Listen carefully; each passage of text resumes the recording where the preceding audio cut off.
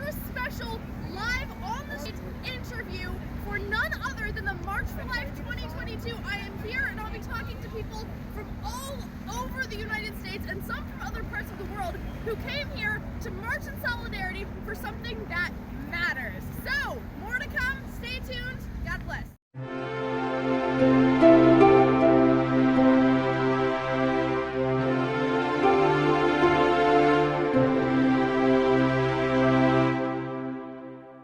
So for my first batch of interviewees today, it was other individuals like myself who have come here for the march, and they're going to be actually in the march itself, which starts at noon at the Capitol building, or sorry, it ends at the Capitol building. And it's just talking about why they chose to come from all over the place to be here in 15 to 20 degree weather all day long and march for life. I'm Tanna and I march because babies are important in this world and so are moms. Hi, I'm Avril Holly, and why I'm here in Washington, D.C. and went to join the march is because all life is precious. From the very beginning, that life starts in the womb, and at conception, that little heartbeat. I'll never forget going to the gynecologist at 6 weeks pregnant and just seeing that light on that ultrasound just shining so brightly. So that's why I march. Hey, my name is Dan Ball. I drove all the way up here from Tri-Cities, Tennessee. That's near Johnson City. Just got here about an hour and a half ago, take a little bit of run, and I'm looking forward to being out there tomorrow for the big parade. I haven't really participated in a while because it was canceled last year, so that's the reason I'm here right now, because of them deciding on the Roe v. Wade, and also this is the time to do it, and next year is going to be the 50th anniversary, so why not? Hi, I am at the March for Life because I care about everybody, big and small, even the unborn are human beings and they deserve rights just like everyone else. So we need to fight for the rights of our fellow human beings. What's up? I'm Brandon Kelly. I'm really just out here to support the cause, support the pro-life generation that I'm lucky enough to be a part of. This is my first march. I'm really excited. Hi, I'm Brook, and I am here to support all the women who have been lied to. You are so much more loved and known than you could ever believe. And you and your child are so special and important. Thank you so much. Dr. Pat Castle from the 2022 March for Life. Joshua 1:9. Be strong, be courageous. Don't be afraid, for our Lord is with us wherever we go, especially the March for Life. We're the least of our brothers and sisters. Who do we do that for? We do it for our Lord and Savior. All in Christ, for pro-life. Hi, my name's Gideon. I'm out here at the March for Life in D.C., and I'm here because I believe that, Lord willing, Roe v. Wade will be overturned.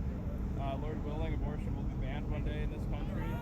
And I believe that because of that, history's eyes are upon us right now, and we need to state exactly what we stand for as pro-lifers and why we're here.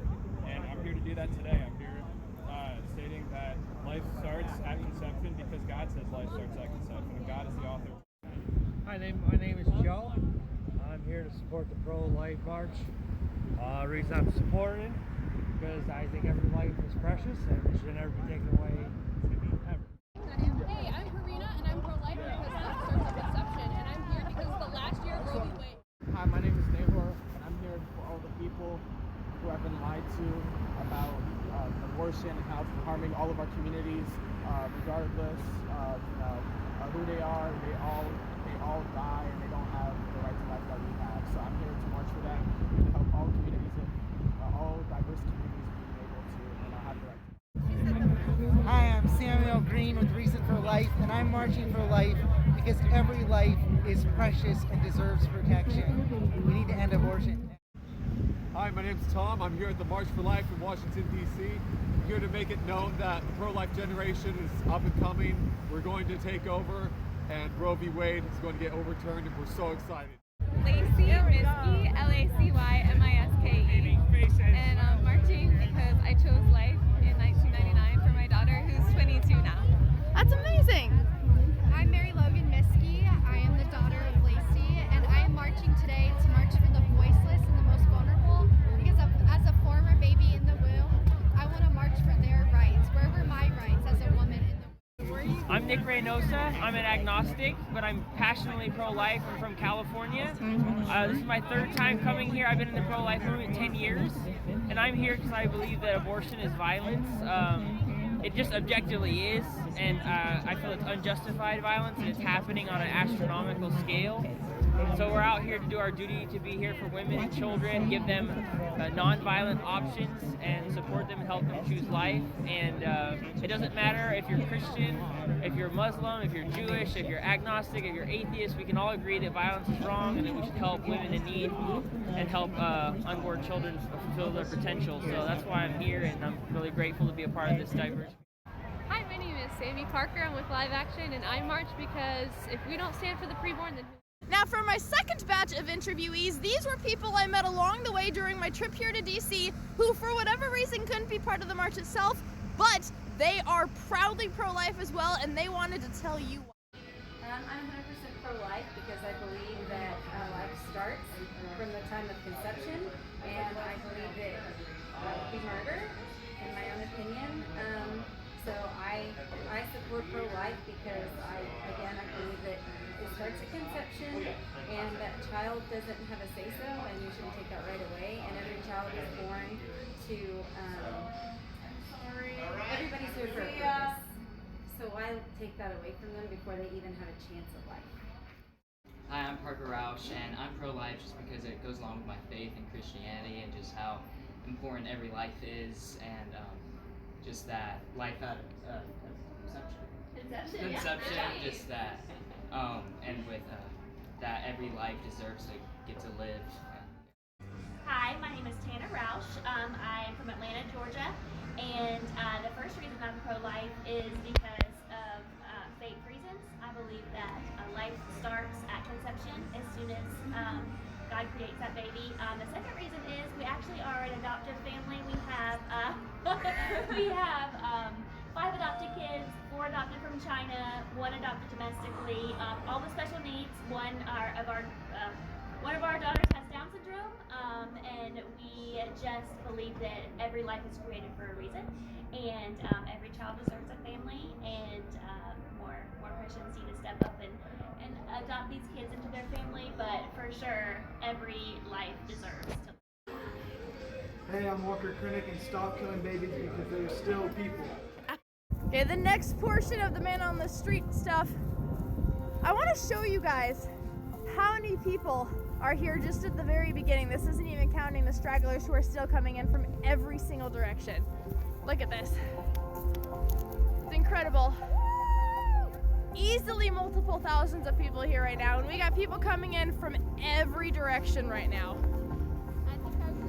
This year's pivotal for the pro-life world, and if you're not part of us, it's easy to become part of us. Be brave enough to stand up and speak out and say this far or no farther.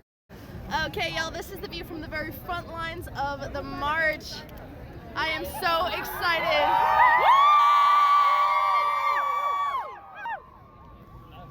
It's gonna be a day to remember. March for Life 2022. All right, this is the beginning of the march itself. I am literally surrounded by tens of thousands of people! That's awesome! We are the pro-life generation, make no mistake! That have already been told are there in video, and the stories that we have here today will be put up there too. AbortionTestimony.com. And if you know someone who's hurting from abortion, tell them about the mercy and forgiveness. Go to abortionforgiveness.com. Right now I'm going to introduce my other co-founder, Georgia Forney. Georgia?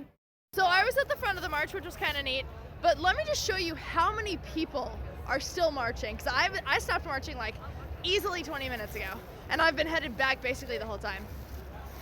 As far as the eye can see, in every direction, there are still people marching, and there will be for a while. That is how powerful the pro-life movement is.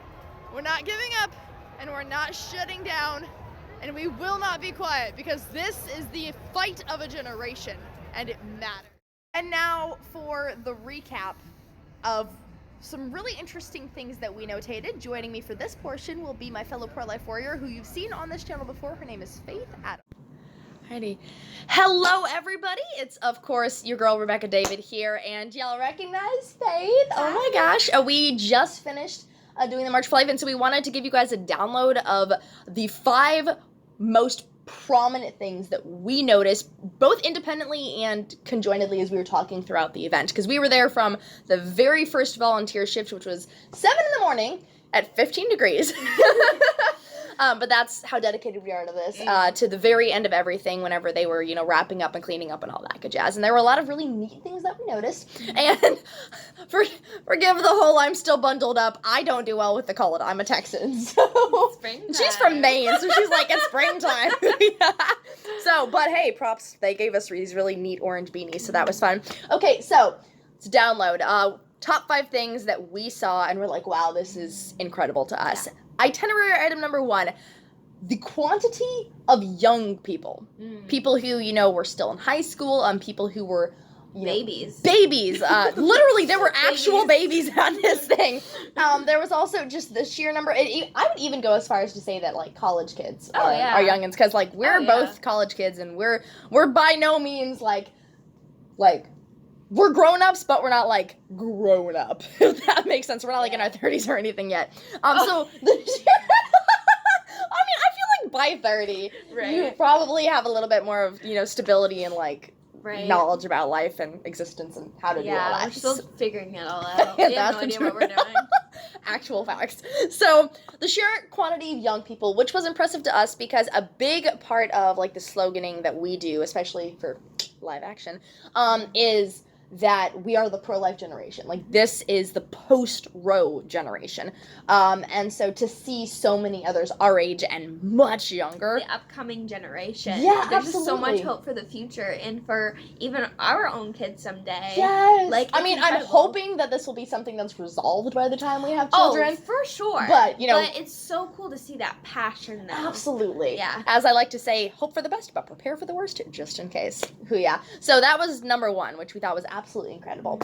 Number 2, the quantity of the male populace that was there. I was so excited, and I'm talking every ethnicity, every kind of background you can imagine, all age ranges. I saw literal, like little boys. There was this one 5-year-old boy, because we were handing out these, like, flyers. They were adorable. And as a single woman, I am no longer, but she's still is. Single guys. Oh, yeah. Continue. But the pickings are solid.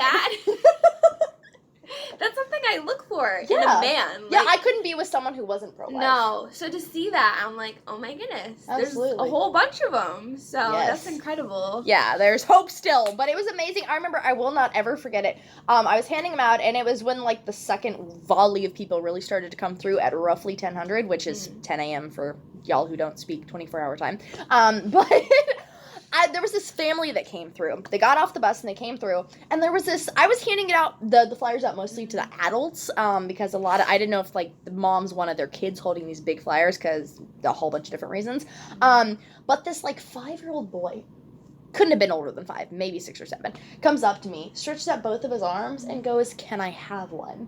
And it just, my heart just sung. Thing happened to me. There was a young boy, and I didn't expect it, because usually, like, the girls will see a heart. Yeah, and they'll be like, aw. Literally my marketing, because I was like with, there was all kinds of people handing out all kinds of signs, and so I was like, my partner in crime / friendly competition, was handing out these very black and white ones, and I was like, y'all can have the pretty flyers or the black and white flyers, and every female was like, pretty flyers! Yes, and so naturally the girls would come over, and they would be like, oh, I would love to have one. Well, I had actually several little boys, like you said, come up, be like, may I have one? And I'm like, of course! Like, as many as you can, we're passing them out! Like, absolutely! Yeah! So, just absolutely, the quantity of men and boys who were there. Because we say all the time, I hate the phrase, no uterus, no opinion, because it's just not true. Well, like you said, it takes 2 to tango. It takes 2 to tango. So it was incredible for me personally to see how many boys, how many guys, how many men are standing up and taking accountability and helping to show these women who are going through desperate situations that they care. That there are guys out there who care and will step up and will help out. And it was really fun because, so I was given a bullhorn to like help lead all the chants. I don't need one, but I was given one. I was very happy. And I remember I had been with a group of females who were from live action, and we were all chanting, and then their voices went hoarse, and I don't necessarily have that problem. And so I remember I was looking for the next group who could chant with me, and there was this group of, maybe early teens. And I was like, hey, can y'all chant with me? I need some people to chant. And they're like, absolutely. And they were the loudest people to chant with me the whole way through. I was so happy. It was so encouraging too. I was like, yeah. Yeah. So, number 1, the young people. Number 2, the men and boys. Number 3, people who come from differing viewpoints in the political world. So I'm talking, I saw conservatives, libertarians, I talked to a couple liberals, talked to all kinds. The one unifying thing that we can all agree on is it's wrong to brutally murder the most helpless amongst us. And if there's not there is no holier cause in that. It doesn't exist. It's true. And to meet in the middle like that, yes. It's like, oh my gosh, gosh, we have something in common. We may not agree with certain things, but we respect you in that way. Absolutely, which is what, literally, that's what I'm all about. Pioneers in the space between the picket lines. And I saw that in action today, and it was incredible to see that. Then number 4, backtracking to number 3 real quick. If you're watching this and you haven't been pro-life before now because you don't come from a conservative background, if that's the only thing stopping you, have no fear, because it doesn't matter where you stand politically. Yeah. As long as you agree with us and with most of America, whether they like to admit it or not, if you don't want babies to be murdered, you are welcome here. And if you're totally pro-choice, please holler at me. I'd love to have a productive, no one yelling at each other, actual conversation about. Even if you're just on the fence about it. Yes. Don't be afraid to reach out to her, because she's an incredible person to talk to. Or her, Faith Adams. She's on social media too. There's that. You'll see both of our information linked somewhere on the screen. Number 4, the sheer number. And you got to understand this next one. You have to understand, when we started at about 7 a.m., it was 15 degrees outside. I am not exaggerating. 15 degrees. And it did not get any warmer. It warmed up to like 30 degrees. I remember I had to keep going back and forth to this building because I was like, I cannot feel my thighs. She's allergic to the cold. She's like, I can't feel my thighs. I'm allergic to the cold. It's so unfortunate. I live in Maine.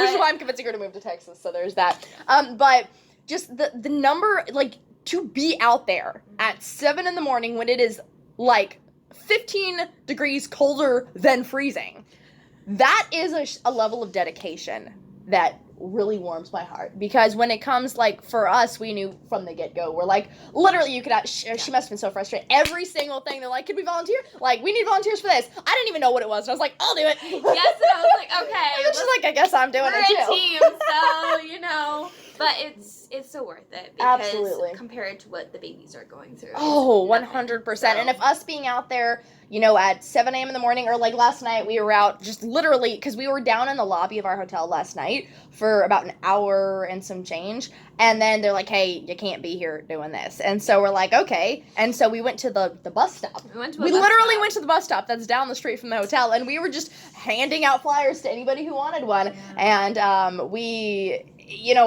and it was cold. It wasn't as cold last night, but it was still cold. But just getting to see other people be as passionate as we are, to the point where they were willing to wake up crazy early and be on site by 7 a.m. And we did not stop handing out flyers for 5 hours. Yeah, and it was actually really cool, because last night we actually had a runner come by. Yes! And he was like, what are you all doing? And he was actually here for the March for Life. He was, which we had no way of knowing, because we'd never met him before. And so he actually said, I'm going to finish up my run, and when I get back, can I help you guys out? Yes. And we're like, yeah, of course. So he figured out the times to see when we were meeting, and he joined us, early this morning. Yeah, which, because he had no idea that was something that was happening. And on top of that, so he joined us last night out of nowhere. Like, he was literally in the middle of a run, and he joined us, which was incredible. Yeah. And he was just so gung-ho about it. You actually saw him in one of the earlier videos for the people who were at the march. His name was Dan. So if you're watching this, Dan, thanks lots. We really appreciate it. It made an impact. Yeah. So yeah. And finally, number 5. The distinct, and this one might have been the most heartwarming bit of all, as pro-life activists, and people who are very vocal about it. We are incredibly used to hearing every insult you could imagine. I have heard all in the books.